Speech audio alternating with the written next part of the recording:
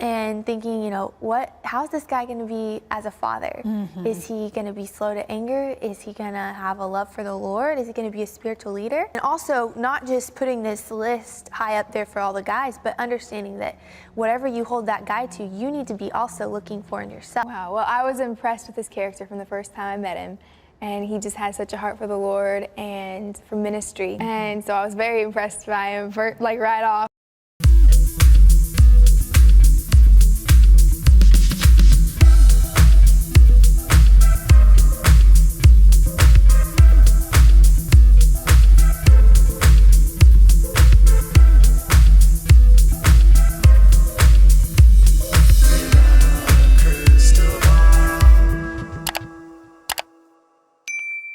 Hey everyone, it's Katie from Without a Crystal Ball. Welcome back to my channel. Well, Anna Duggar is back on Twitter. Back on Twitter this week. Every once in a while, Anna graces us with her presence, with a like, a tweet, a comment, a post. We haven't heard from Anna Duggar since she had her trip for her road trip with her to go see her bestie Priscilla. She went down to Texas for her 34th birthday. And now that her husband is in Texas, in Seagoville, by himself, with 10 years to think about what he's done, Anna is back home in Arkansas and apparently not feeling so good because she'd like to post on her Twitter about chemicals in the brain and antidepressants. Okay, so some people online are thinking that Anna isn't feeling super good and might be down in her luck. And obviously, she's in a position in her life right now where things are not easy. Her husband's incarcerated, she's home with her 7 children, and she is trying to find a way to get through the next 10 years. Josh Duggar has an appeal that's pending, and he has until August 22nd to file his first brief in this appeal process. And as she hangs on to the Caleb Williams did it narrative and my husband is innocent narrative, she has to find a way through her life. And it's probably not easy for Anna at this point because it seems as though she has not accepted the reality of her husband's crimes, hasn't accepted that he's done these things, and is likely struggling. And this post could be an indication of that. Before I go into all of that, I want to just put a disclaimer out there that I'm not endorsing or supporting what is being said in these posts. I'm also not just, I'm going to just leave my opinions out about the entire situation. But when it comes to getting help in the IBLP, they do not believe in therapy. They also do not believe in medications. So if you are someone that has anxiety or any sort of, mental health issues, they would recommend you not take any medications. And they don't agree with psychiatrists at all. They believe that you should go back to the Bible. They believe that they have all of the answers at the IBLP. So there's a very strong rhetoric that comes into this group where they don't believe in medicine. They don't believe in therapy. And so that is why, unfortunately, with Josh, they went to the IBLP instead of going to an actual therapist. Same thing with the girls. They're not getting them help when they were kids because they don't believe in that.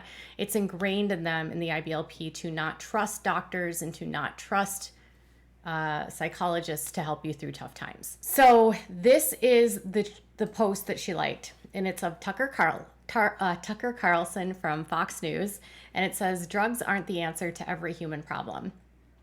People are more than just a collection of chemicals. They're human beings. They have souls, and if they're sad or sick, Pfizer may not be the solution." I watched the video that she was liking, and it was a post that Tucker made about antidepressants and how many people are on it and the increase in how many people take it and the relationship between Joe Biden and Pfizer. And I'm not here for the politics, folks. And some discussion about, increased rates in other numbers and a whole 5 minutes, 6-minute clip about, the problem with America is antidepressants.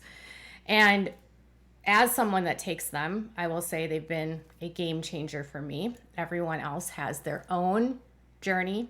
I definitely think that if you need to speak to a doctor, you should. But with Anna, drugs are not the problem. Drugs aren't the answer to every human problem. More people People are more than a collection of chemicals. They're human beings. The beginning of the video, interestingly, is actually about Oxycontin and how doctors lied to, or how drug companies lied to doctors that it was a non-addictive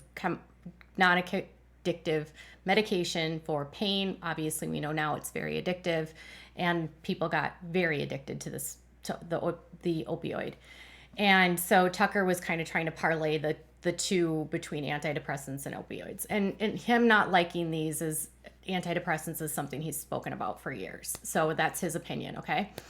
So Anna's post about this just sort of, to me, reinforces that, one, she doesn't believe in medication.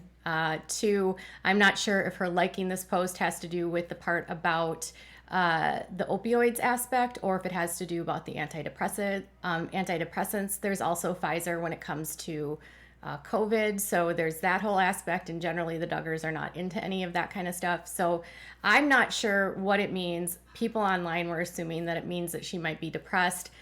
And I'm like, I don't know. I mean, maybe it's not for her, what I think it means is that she might be, this is my opinion, my commentary, by the way, if she's going through a tough time right now, instead of actually talking to a therapist or going to a doctor and seeing if there's ways for her to feel better, whether temporarily or long term, Anna would go to prayer and would go to God. And so for Anna, the answer would be God, right? So Anna would say, well, if I'm struggling and if things are tough, I'm just going to go deeper into my faith, deeper into the church, deeper into the IBLP teachings, deeper into the Bible, deeper into trusting God that he's going to get me through this situation. That's where the IBLP kind of goes in these situations. So I'm just going off of that. What makes me sad, though, is that if she is struggling and if she isn't feeling good about herself and she's not getting help for herself, that could get worse, that what she's doing isn't going to maybe help her. If she does have feelings where she's not feeling good, and if she's not addressing that, how that could potentially affect the children.